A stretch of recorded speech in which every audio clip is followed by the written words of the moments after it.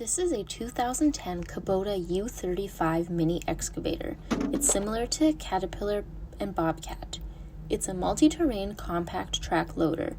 It is 35,500 Canadian dollars plus tax. The unit is located in Winnipeg, Manitoba. We ship anywhere inexpensively. Please contact us for rates. It has an enclosed cab with heat, no AC. It has an 8,200 pound operating weight, a 26 horsepower 2-speed diesel engine, and it has 2,600 hours. It digs 8 feet 6 inches deep, and it includes a 24-inch tooth bucket and a hydraulic thumb. The rubber tracks are at 75%. There is normal wear and tear. This machine fires right up and operates as it should with no smoke or apparent leaks. It operates very smooth.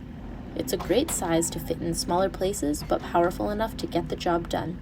Please contact for more information and visit our website at www.edgeequipmentsales.com. Please subscribe for more similar videos.